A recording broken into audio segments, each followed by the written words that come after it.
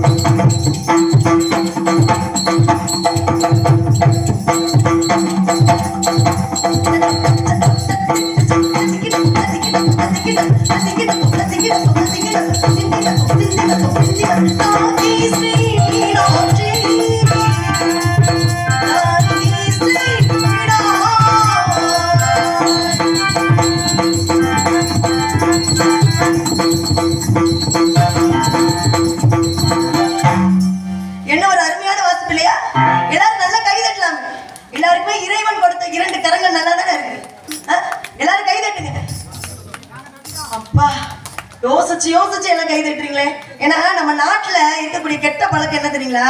நல்ல விஷயம் செய்யறதுக்கு ரொம்ப யோசிப்போம், ஆனா கெட்ட விஷயத்தை யோசிக்கிறதே கிடையாது. நல்லா கை தட்டுங்கம்மா. எல்லாம் மிரட்டி மிரட்டி வாங்க வேண்டியிருக்கு. அடுத்து வரப்ப குச்சியோட தான் வரணும் உங்களுக்கு. ஏன் அப்படி கைதட்ட சொன்னேன் அப்படின்னு பாத்தீங்கன்னா, எங்களுக்காக நீங்க கைதட்ட வேணாம். இந்த கைதட்டுவதன் மூலமாக மனித உடலுக்கு நிறைய நன்மைகள் இருக்கு. என்ன தெரியுங்களா? மனம் என்பது மகிழ்ச்சி பெறுகிறதா, மனம் என்பது அமைதி பெறுகிறதா, மூளைக்கு ஓடக்கூடிய நரம்பு மண்டலங்கள் எல்லாமே சீராக ஓடக்கூடிய தன்மை பெறுகிறதாம் இந்த கைதட்டுவதன் மூலமாக. அது மட்டும் கிடையாதுங்க, சர்க்கரை வியாதி, சுகர் எத்தனை பேருக்கு இருக்கு? எத்தனை பேருக்கு இருக்கு? எல்லாருக்கும் இருக்கு. சிரிக்கிறத பார்த்தா பாதி முக்காவாசி பேருக்கு இருக்குன்னு நினைக்கிறேன். எதனால? முன்னாடிதான் சர்க்கரை வியாதினா என்னன்னு தெரியாது, ஆனா இப்ப 6 வயசுல இருந்து 60 வயசு வரைக்கும் சர்க்கரை வியாதி எல்லாருக்குமே வந்துட்டு இருக்கு. என்ன காரணம்? நம்மளுடைய முன்னோர்கள் நமக்கு சொல்லி கொடுத்துட்டு போன பழக்க வழக்கத்தை எல்லாம் நம்ம மறந்துட்டோம். அதனாலதான் இப்போ வரக்கூடிய வியாதிகளுக்கு எல்லாம் நம்ம ஆட்கொண்டுட்டு இருக்கக்கூடிய சூழ்நிலைக்கு நம்ம உருவாகி இருக்கோம். அப்ப பாருங்க, இந்த சர்க்கரை வியாதினா என்ன முதல்ல அப்படின்னு பாத்தீங்கன்னா, மனித உடல்ல ஓடக்கூடிய ரத்தத்துல இந்த இன்சுலின் என்று சொல்லப்படக்கூடிய தன்மையினுடைய அளவு என்பது அதிகரிப்பதும் குறைவதும் தான் இந்த சர்க்கரை நோய்க்கான காரணம். அப்ப இந்த கைதட்டுவதன் மூலமாக மனித உடலில் ஓடக்கூடிய ரத்தம் என்பது சீராக ஓடி இந்த ரத்தத்தில் இருக்கக்கூடிய இன்சுலின் அளவு என்பது நடுநிலையாக வைத்திருக்கக்கூடிய தன்மை பெறுகிறது இந்த கைதட்டுவதன் மூலமாக. எவ்வளவு பெரிய விஷயம் பாத்தீங்களா? நம்மளுடைய முன்னோர்கள் நமக்கு எதை சொல்லிக் கொடுத்துட்டு போயிருந்தாலும் அது ஏதாவது ஒரு நல்ல செய்தியை நமக்கு புகுத்தி தான் சொல்லிக் கொடுத்துட்டு போயிருக்கிறாங்க. அதனாலதான் திருவிழாவை அமைத்து முளைப்பாரியின் நடுவுல வச்சு பெண்கள் எல்லாரும் அன்னைக்கு கும்மி அடிக்கும் பழக்கம் இருந்தது. எதற்காக? மனித உடலுக்கு நன்மை என்ற காரணத்திற்காக தான். அது மட்டும் கிடையாது, இந்த கைதட்டுவதன் மூலமாக நிறைய நன்மைகள் இருக்கு இன்னும் அப்படின்றத சொல்லிக்கிட்டு எல்லாரும் நல்ல கைதட்டுங்க பாப்போம். எனக்காக இல்லை, உங்களுடைய உடல் நலத்திற்காக. சர்க்கரை நோயெல்லாம் இன்னையோட எல்லாருக்கும் நடுநிலையாயிரும். பரவாயில்ல, நன்றி. எவ்வளவு பெரிய சுயநலம் பாத்தீங்களா உங்களுக்கு எல்லாம்? கை தட்டுங்க சொன்னப்ப எல்லா பேரும் எப்படி யோசிங்க, இங்கிட்டு திரும்பி பாக்குறீங்க, இங்கிட்டு திரும்பி பாக்குறீங்க. ஆனா உங்களுக்கு உடல் நலத்திற்கு நன்மைங்கப்போ எவ்வளவு சத்தம் வருது. அப்ப எல்லா உலகமே சுயநலமா தான் ஓடிக்கிட்டு இருக்கு. சரி, இருக்கட்டும். வணக்கம். தெய்வீகமான இந்த திருச்சபைக்கு ஸ்ரீ வள்ளி என்ற கதாபாத்திரத்தை நடிக்கும் திண்டுக்கல் காயத்ரியின் அன்பும் படிவம் கலந்த வணக்கம். அகர முதலை எழுத்தெல்லாம் ஆதிபகவன் முதற்சி உலகு இன்ற பொழுதில் பெரித்துவங்கும் தன் மகனை சான்றோன் என கேட்ட தாய் என்ற தத்துவங்களை அறிந்து அதன்படி நடந்து மாதா பிதா குரு தெய்வம் அவர்களின் அருளாசி பெற்று நெல்லுக்கரை திணை வாய்க்கால் வழியோடி புல்லுக்கும் ஆகாகிய பொசிமாம் தொல்வுலகில் நல்லார் உலரில் ஒருவர் அவர் பொருட்டு எல்லோருக்கும் பெய்யும் மழை என்ற அவையின் பொன் மொழியின்படி வாழ்ந்து கொண்டிருக்கும் பெரியோர்கள், தாய்மார்கள், விழா கமிட்டியாளர்கள் மற்றும் அனைத்து நாடக கலை ரசிகர்களுக்கும் மீண்டும் எனது வணக்கம். நம்மளுடைய அபய பிராட்டி இந்த கவியில என்ன தெரியுங்களா சொல்றாங்க? இந்த உலகத்துல 5ல் 3 பங்கு வந்து கெட்டவங்க தான் இருக்காங்களா, மீதி இருக்கக்கூடிய இந்த 2 பங்கு நல்லவங்க இருக்காங்க பாருங்க, அவங்களுக்காக தான் மழையே பெய்யுது அப்படிங்கிறாங்க. உலகத்துல எல்லாமே தீய செயல்கள் தான் அதிகமா நடக்கிறதுக்கு தொடங்கிருச்சு.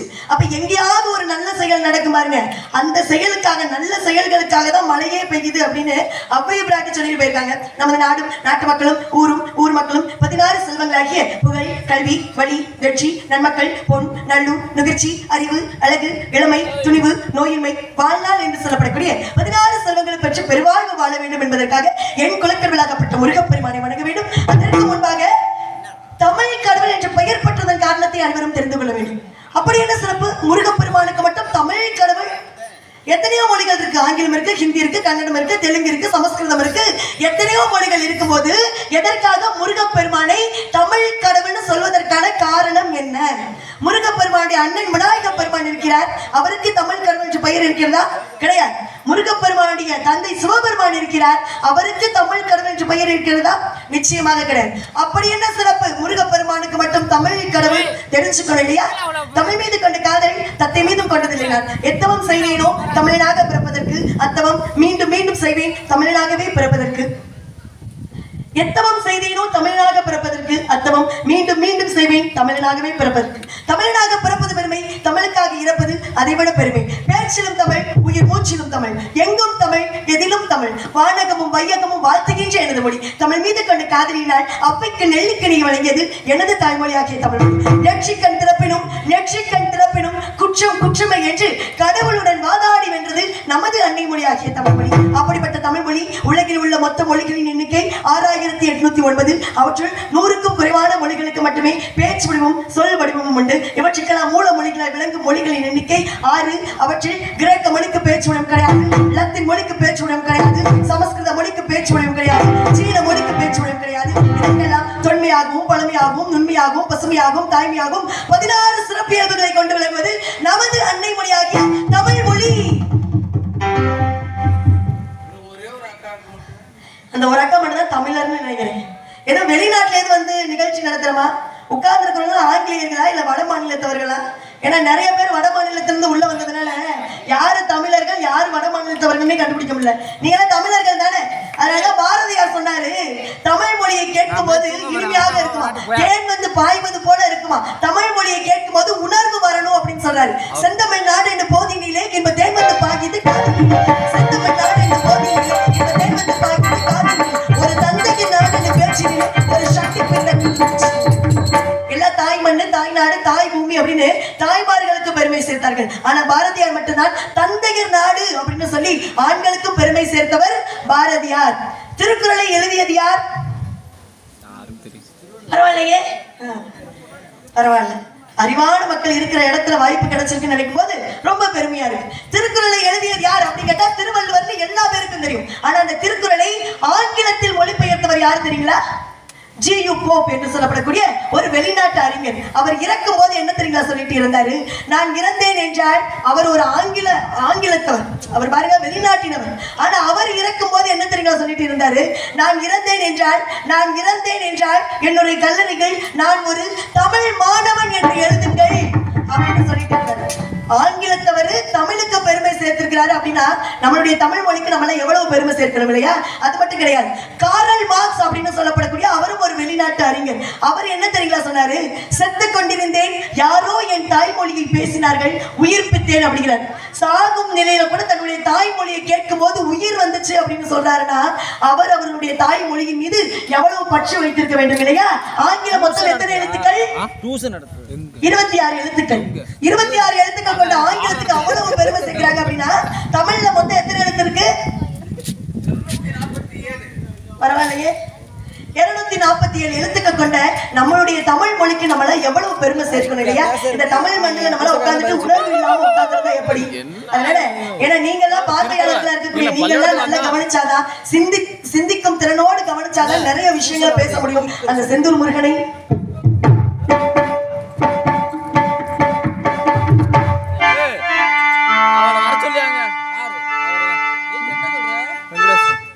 செந்தூர் முருகன் கோவிலிலே செய்தி நான்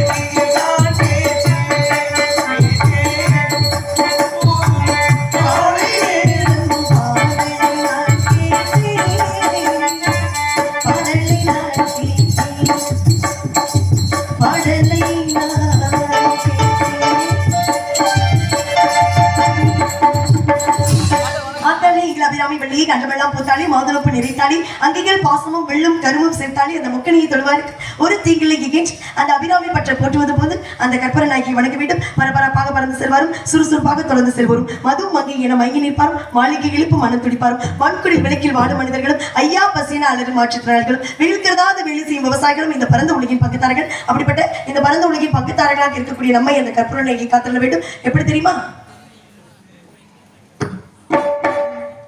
கற்பூர நாயகியே கனகவள்ளி காளி மணமாய் கருமாரியம்மா கற்பூர நாயகி கனகவள்ளி ஆயி மகமாயி கருமாரியம்மா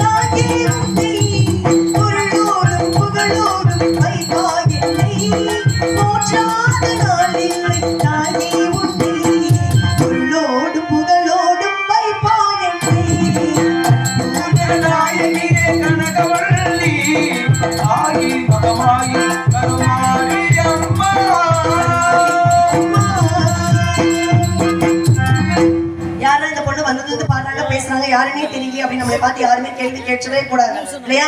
நீங்க 40 பேர் உட்கார்ந்திருந்தாலும் சரி, இல்ல 4 பேர் உட்கார்ந்திருந்தாலும் சரி, இல்ல 4000 பேர் உட்கார்ந்து கவனிக்காம இருந்தாலும் சரி, கடமையை செய் பலனை எதிர்பார்க்காதே அப்படின்னு சொல்லியிருக்காங்க. எப்பயுமே என்னுடைய கடமையை செய்வதில் நான் தவறுனதே கிடையாது. ஏன் அப்படின்னா அதுதான் என்னுடைய வாழ்க்கையினுடைய மூலதனமாவே நான் நினைக்கக்கூடிய விஷயமே. என் பெயர் வள்ளி, தந்தை பெயர் நம்பி, தாய் பெயர் நங்கி மோகினி. எனக்கு உடன்பிரவாதி இல்லை சகோதரர்கள் இருக்கிறார்கள். என்னுடைய தாய்க்கும் நந்திக்கு பாருங்க, வாழ்க்கையில பிரச்சனை இல்லாத மனிதர்கள் எங்கேயாவது இருக்கிறோமாயா?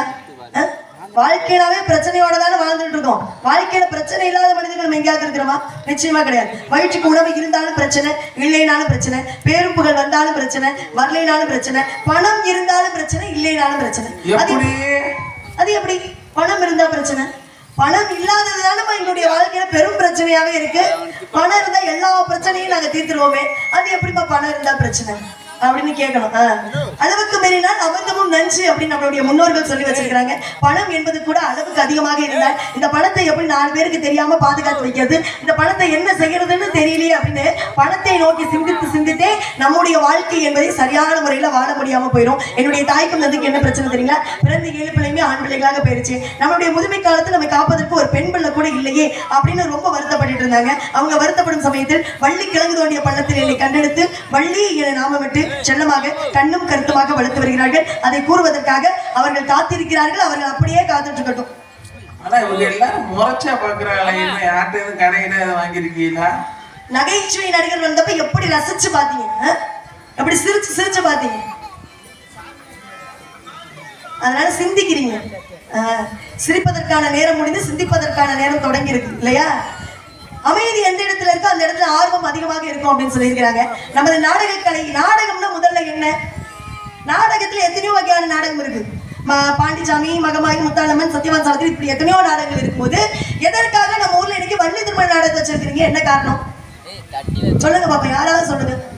ஏன்னா என்னை பொறுத்தவரை வருமானம் வாங்குற நானும் பேசணும், வருமானம் கொடுக்குற நீங்களும் பேசணும். நமக்குள்ள ஒரு பரஸ்பரம் இருந்தாதான் இந்த தொழில் என்பது சரியான முறையில உங்கள்கிட்ட வந்தடையும். வள்ளி திருமண நாடகத்தை எதற்காக வச்சிருக்கீங்க? என்ன காரணம்? என்ன காரணம்? நமக்கு தெரியாத நல்ல விஷயத்தை தெரிந்து கொள்ளக்கூடிய ஒரே நாடகம் எது அப்படின்னு கேட்டீங்கன்னா இந்த வள்ளி திருமண நாடகம் மட்டும்தான். மற்ற நாடகம் என்ன அப்படின்னு கேட்டீங்கன்னா என்ன கதையோ அந்த கதை தான் எத்தனை வருஷம் பார்த்தாலும் நடக்கும். ஆனா வள்ளி திருமணத்துல மட்டும்தான் தெரியாத பல நல்ல விஷயங்களை தெரிந்து கொள்ளக்கூடிய ஒரே நாடகம் இந்த வள்ளி திருமண நாடகம் மட்டும்தான். சரி, நாடக கலையினுடைய முக்கியத்துவம் என்ன? நாடகம் முதல்ல எப்படி ஆரம்பிச்சிச்சு? நம்மளுடைய முன்னோர்கள் எதற்காக இந்த நாடகத்தை கொடுத்தாங்க? இப்படியெல்லாம் வெளிச்சம் போட்டு மேடை போட்டு இப்படியெல்லாம் கலைஞர்கள் வந்து பேசணும், பாடணும், பார்வையாளர்கள் நம்ம எல்லாம் பாராட்டணும். எதற்காக இப்படி ஒரு நாடகத்தை அமைத்தார்கள்? என்ன காரணம்? காரணம் இல்லாம தோரணம் கட்டி இருக்கிறோமா? நிச்சயமா கிடையாது, இல்லையா? அப்ப என்ன காரணத்துக்காக நாடகம் தொடங்கப்பட்டது? விழிப்புணர்வை ஏற்படுத்த வேண்டும். சுதந்திர போராட்டத்தின் போது விழிப்புணர்வை மக்களை ஒன்றிணைக்க வேண்டும் என்ற காரணத்திற்காக தான் நாடகம் என்ற ஒரு அமைப்பே உருவானது. அதை தொடர்ந்து இப்ப நாடகம்லாம் பல மாதிரி பல்வேறு வகையில வந்து மாறிடுச்சு. ஆடலும் பாடல் நிகழ்ச்சி பார்த்திருக்கிறீங்களா? ஆடல் பாடல் நிகழ்ச்சி பார்த்திருக்கீங்களா? பார்த்ததுல ஏன் இப்படி பாக்குறீங்க? அதானே எல்லாம் பார்த்ததுனால அமைதியா இருக்காங்க. பார்க்கலன்னா பார்க்கலன்னு சொல்லியிருப்பாங்க. சொல்லலாமா வேண்டாமான்னு ரொம்ப யோசிக்கிறீங்க. பாருங்க, ஆடலும் பாடலுக்கும் இருக்கக்கூடிய மதிப்பு இந்த நாடகத்துக்கு இருக்கா அப்படின்னு கேட்டீங்கன்னா நிச்சயமா கிடையாது. அரைகுறை ஆடை அணிந்து கொண்டு நடத்தக்கூடிய ஒரு நிகழ்ச்சி என்ன அப்படின்னு கேட்டீங்கன்னா ஆடலும் பாடல் நிகழ்ச்சி தான். இந்த ஆடல் பாடல் நிகழ்ச்சிக்கு எவ்வளவு தொழில் நேரம் அப்படின்னு பாத்தீங்கன்னா ஒரு 4 மணி நேரம் தான். ஆனா அவங்க வாங்கக்கூடிய வருமானம் எவ்வளவு? லட்சக்கணக்கில் வாங்குறாங்க. 10 லட்சம் ரூபாய் வரைக்கும் வாங்குறாங்க. அப்படி அந்த நிகழ்ச்சியில என்னங்க இருக்கு? லட்சக்கணக்கில் கொடுத்து பாக்குறதுக்கு அந்த நிகழ்ச்சியில என்ன இருக்கு? நீங்களா அதை பார்த்து என்ன தெரிஞ்சுக்கிறீங்க? நான் தெரிஞ்சுக்கலாமா? சிரிக்கிறீங்க பாத்தீங்களா? அப்ப வெளியில கூட சொல்ல முடியல. வள்ளியம்மா இதெல்லாம் நாங்க தெரிஞ்சுக்கிறோம் அப்படின்னு இதை கூட உங்களால வெளியில சொல்ல முடியல. அப்புறம் இதுக்கு அந்த நிகழ்ச்சியை பார்க்கணும். அரைகுறை ஆடையை அணிந்து கொண்டு வெளிச்சம் போட்டு காட்டக்கூடிய உடலை காட்டக்கூடிய நிகழ்ச்சியை நீங்களும் போய் பாக்குறீங்க, பெத்த பிள்ளையும் கூட கூட்டிட்டு போய் பார்க்க வைக்கிறீங்க. அப்ப அடுத்து வரும் தலைமுறையினருக்கு நம்ம எதை சொல்லி கொடுக்குறோம்? நல்லதை சொல்லி கொடுத்தாதானே நல் பாதையில போக முடியும். அப்ப நல்லதை பார்க்க முடியல, நல்லதை பேச முடியல, நல்லதை கேட்க முடியல அப்படிங்கறத உண்மையான விஷயம். நல்லதுக்கு நாதி இருக்காது அப்படின்னு சொல்லுவாங்க பாத்தீங்களா? அது கலியுகத்துலதான் கரெக்டா சரியான முறையில நடந்துகிட்டு இருக்கு. இதுவே இந்த இடத்துல ஆடல் பாடல் வச்சு பாருங்களேன், எந்தெந்த மாவட்டத்துல இருந்தோ வண்டி முடிச்சு வந்தெல்லாம் பார்க்கக்கூடிய ஒரு நிகழ்ச்சியா மாறி போச்சு. சரி, அதெல்லாம் இருக்கட்டும். இந்த பாட்டு கச்சேரி பாருங்க, அவங்களுடைய தொழில் நம்ம ஒரு 3 மணி நேரத்துல இருந்து 4 மணி நேரம் தான். ஆனா அவங்க வாங்கக்கூடிய வருமானமா லட்சக்கணக்கில் வாங்குறாங்க. ஆனா இந்த பாவப்பட்ட கலை எது தெரியுங்களா? இந்த நாடக கலை மட்டும்தான். நாடக கலைஞர்கள் மட்டும்தான் பாவப்பட்ட ஜென்மங்கள் உலகத்துல இருக்கு அப்படின்னா இந்த நாடக கலைஞர்கள் மட்டும்தான். இரவு 10 மணிக்கு ஆரம்பிச்சு விடிய கால 6 மணி வரைக்கும் நடக்கக்கூடிய ஒரே நிகழ்ச்சி இந்த நாடக கலை மட்டும்தான். நம்மளுடைய முன்னோர்கள் நமக்கு கொடுத்துட்டு போன கலை எது? இந்த நாடக கலை மட்டும்தான். நாடு செழிக்க வேண்டும், நல்ல மழை பெய்ய வேண்டும் பாடக்கூடிய நிகழ்ச்சி அது நாடக கலை மட்டும்தான். அது மட்டுமா? ஆயக்கலைகள் 64 இருக்கு. என்னென்ன? அக்கறை இலக்கணம், லிகிதம், கணிதம், வேதம், புராணம், வியாக்கரணம், நீதிநூல், ஜோதிடம், தர்மசாஸ்திரம், யோகம், மந்திரம், சகுனம், சிற்பம், வைத்தியம், உருவசாஸ்திரம், இதிகாசம், காவியம், அலங்காரம், மதுரபானம், நாடகம், நிருத்தம், சத்தபிரமம், வீணை, வேணு, மிருதங்கம், தாளம், மகிழ்ச்சி பச்சை, கனகப்பரிச்சை, ரசப்பரிச்சை, அசோகப்பரிச்சை, ரத்னப்பரிச்சை, பூப்பரிச்சை, சங்கிராமிலகம், மதியுத்தம், ஆனுஷ்டம், உச்சாரணம், வித்துவேசனம், மதுரசாஸ்திரம், ரசவாதம், காதர்வாதம், பைப்படவாதம், தாதுவாதம், கிழத்துவாதம், காருடம், நட்டம், முட்டி, ஆகாய பிரவேசம், ஆகாய கமன பிரயோக பிரவேசம், அதிர்ஷ்டம், இந்திரஜாலம், மகிந்திரஜாலம், அக்னிஸ்தம்பம், ஜலஸ்தம்பம், வாயுஸ்தம்பம், கண்ணஸ்தம்பம், கட்டுஸ்தம்பம், அவத்தை பிரயோகம் என்று சொல்லப்படக்கூடிய ஆயக்கலைகள் 64 இருக்கு. அப்பா கைதட்டி அந்த 10 நல்ல உள்ளத்துக்கு மட்டும் நன்றி. ஏன்னா ஒரு மனிதனுடைய வழியை புரிந்து நடந்து கொள்வன் தான் மனிதன். உயரத்தில் உயர்ந்தவன் தான் மனிதன் கிடையாது, உள்ளத்தில் உயர்ந்தவன் தான் மனிதன், இல்லையா? அதனாலதான் MSP அவர்கள் அருமையாக ஒரு கலைஞர்களுக்காக பாட்டு எழுதினார். என்ன பாட்டு எழுதினாரு? எவ்வளவுதான் கலைஞர்களுக்குள்ள கவலை, இன்பம், துன்பம், துயரம் இருந்தாலும் மேடைக்கு வந்துட்டாங்க அப்படின்னா அதை முகத்துல காமிச்சுக்காம மக்களை மகிழ்விக்க வேண்டும், மக்களை சிந்திக்க வேண்டும்னு ஓடக்கூடியவர்கள் யாரு? கலைஞர்கள் மட்டும்தான். அதனாலதான் பாட்டு எழுதினாங்க. என்ன பாட்டு?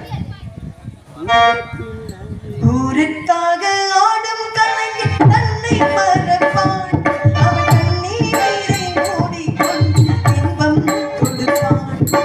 ஒளிகள் மல்வதிலே பறவை மனமறியாது, கோட்களை புகுவோம் கைப்பது காலறியாது. மகனே மகனே காற்றுக்கு ஓய்வதேது கிடையாது கிடையாது.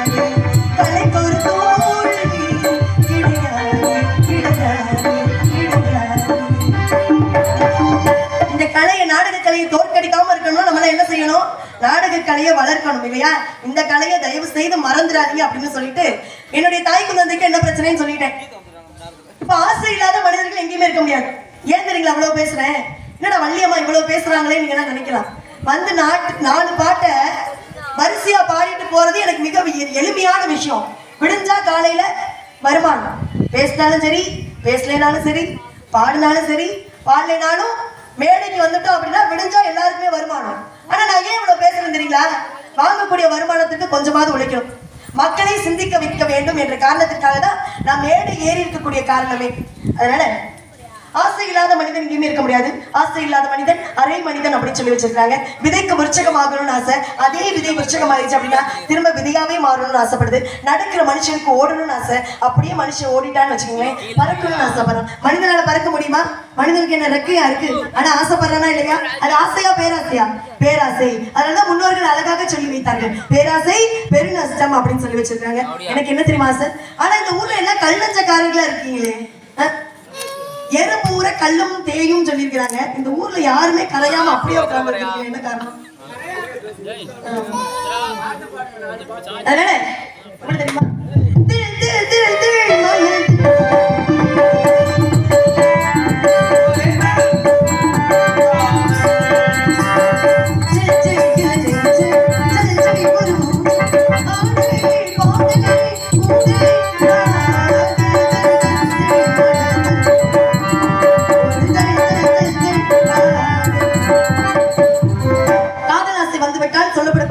சொல்லியாக வேண்டும். ஏனென்றால் சொல்லப்படாத காதலும் சொர்க்கத்தில் சேராது என்றார்கள். என்னுடைய காதலும் சொர்க்கத்தில் நிச்சயிக்கப்பட்ட காதல். அப்படிப்பட்ட காதலுக்குரிய காதல் எங்க இருக்காரு தெரியுமா? சரி, அவர் எங்கேயோ வந்துட்டு போறாரு, வர வேண்டிய நேரத்துக்கு சரியா வந்தா சரி. நீதான் நான் பாட காரணம், நீ எந்த நெஞ்சோடு நின்றாடும் தோரணம், நீ இன்றி நான் பாட வேறேது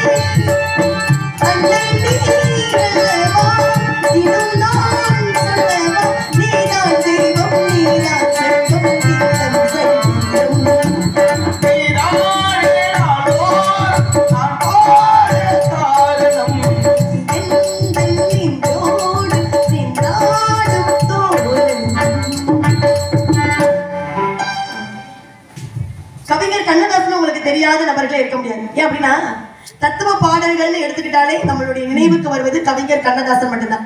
அவ்வளவு பெரிய ஞானி. இப்படித்தான் வாழணும் அப்படின்ற வாழ்க்கை முறையை பாடல்கள்ல நமக்கு கொடுத்துட்டு போனவர். ஆனா அப்படிப்பட்ட அறிவாளியே வீழ்ந்து போனார் என்பது எத்தனை பேருக்கு தெரியும்? நம்ம கூட எல்லாம் ஒரு 4 பேர் இருப்பாங்க நண்பர்கள்னு, அறிவுரை சொல்றேன், தயவு செய்து அவங்க பேச்ச மட்டும் கேட்கவே கேட்காதுன்னு. கவிஞர் கண்ணதாசனோட ஒரு 4 பேர் இருந்தாங்க. என்ன தெரியுங்களா சொன்னாங்க? கண்ணதாசா, நல்ல பாடல்களை தான் எழுதுறேன், நல்ல தத்துவ பாடல்கள் தான் கொடுக்குறேன், நல்ல லட்சக்கணக்கில் சம்பாதிக்கிறேன். இந்த படத்தை நான் போட்டு ஒரு படத்தை எடு, அந்த படம் கோடி கணக்குல ஓடும், நீ ஒரே நாள்ல ஓகோன்னு வந்துடலான்னு அறிவுரை சொல்றாங்க. அதனாலதான் நம்மளுடைய முன்னோர்கள் அழகாக சொன்னாங்க, தெரியாத தொழிலை தொட்டவனு கெட்டா, தெரிஞ்ச தொழிலை விட்டவனும் கெட்டா அப்படின்னு சொன்னாங்க இல்லையா? கவிஞர் கண்ணதாசனும் பாக்குறாரு, வீடை வித்து, பொண்ணை வித்து, பொருளை வித்து, எல்லா பணத்தையும் போட்டு ஒரு படத்தை எடுத்தார். அந்த படம் என்ன தெரியுங்களா? கவலை இல்லாத மனிதன் படத்தை எடுத்தாரு. அதோட மனுஷன் கவலையா போயிட்டாரு. அவ்வளவு பெரிய பணக்காரரு, ஆனா இறக்கும் போது கடனாளியாக இருந்தார். அப்பதான் பாருங்க, மனைவி பாக்குறாங்க, குடும்பத்துல ரொம்ப வறுமை, பணத்துக்கு வழி இல்லை, உங்க கூட பிறந்த அண்ணன் கிட்ட போய் ஏதாவது பணம் காசு இருந்தா வாங்கிட்டு வாங்க அப்படின்னு சொல்லி அனுப்புறாங்க. கவிஞர் கண்ணதாசன் கூட பிறந்த அண்ணனை பார்ப்பதற்காக போறாங்க. ஆனா அண்ணன் பணம் கொடுத்தாரா? கொடுக்கல. அசிங்கப்படுத்தி அவமானப்படுத்தி கவிஞர் கண்ணதாசனை வீட்டை விட்டு வெளியே அனுப்புறாங்க. அப்பதான் கவிஞர் கண்ணதாசனுக்கு கோபம் வந்துச்சு. என்னடா உலகம், என்னடா கூட பிறந்தவங்க ஒரு கஷ்டம் அப்படிங்கிற வேலையில உதவி என்பதை கூட செய்ய முடியாத மனிதர்களாக இருக்கிறாங்க அப்படிங்கறத நினைத்து கோபப்பட்டு, நமக்கெல்லாம் கோபம் வந்த கையில என்ன எடுப்போம்? கத்தி, அருவா எல்லாம் எடுப்போம். ஆனா கவிஞர் கண்ணதாசனுக்கு கோபம் வரும் வேலையில் எதை தெரியுமா எடுத்தாரு? பேனாவை எடுத்தார், எழுதுகோலை எடுத்தார். என்ன தெரியுமா எழுதினாரு? அப்ப கிடைத்த பாடல்கள் தான் இந்த பாடல்கள் தான். அண்ணன் என்னடா, தம்பி என்னடா, அவசரமான உலகத்திலே ஆசை கொள்வது அர்த்தம் ஏனடா, காசு நாதவன் குடும்பத்திலே காசேதான் கடவுளடா, இந்த கடவுளுக்கும் இது தெரியுமடா, காசேதான் கடவுளடா, இது கடவுளுக்கும் இது தெரியுமடா, கைக்கு கை மாறு மனமே, உன்னை கைப்பற்ற நினைக்குது மனமே, தேடும் போது வருவதில்லை, உன்னோடு போது கிடைப்பதில்லை, காசேதான் கடவுளடா, இது கடவுளுக்கும் இது தெரியுமடா.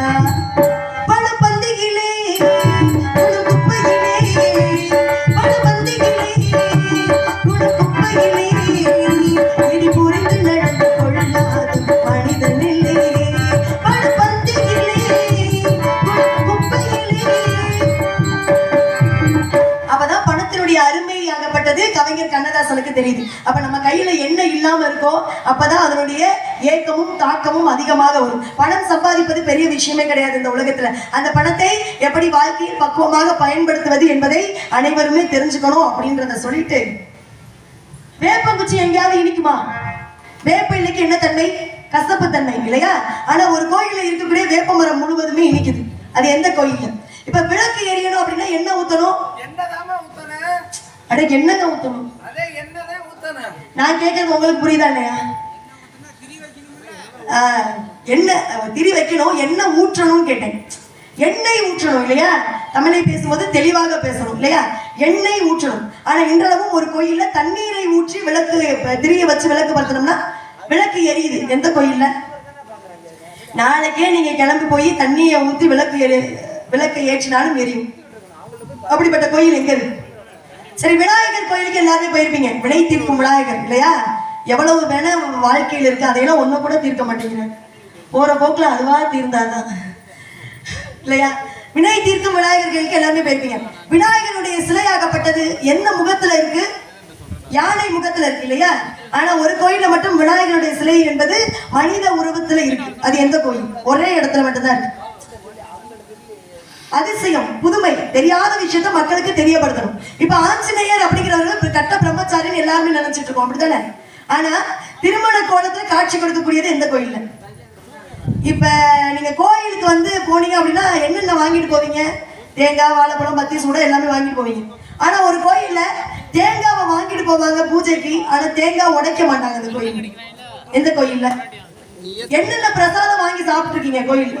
இட்லி, பூரி, பொங்கல், வடை, சர்க்கரை பொங்கல் எல்லாம் வாங்கி சாப்பிடுறாங்க. ஆனா இன்றளவும் ஒரு கோயில்ல தோசைய பிரசாதமா கொடுக்குறாங்க. அந்த கோயிலுக்கு போனா தினமும் டிஃபனை முடிச்சுட்டு வந்துடணும் இல்லையா? எந்த கோயில் தெரியுங்களா?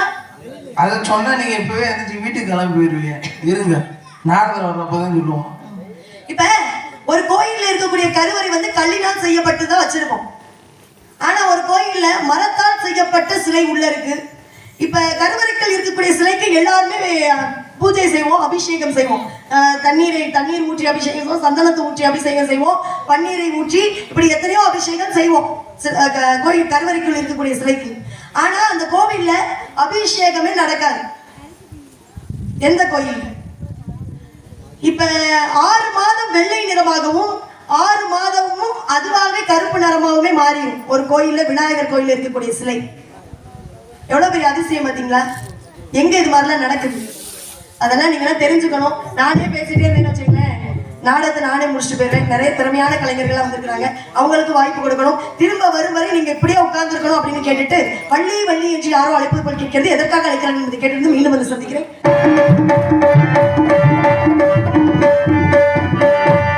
பொன்மான தேடி நானும் பூவோடு வந்தேன்.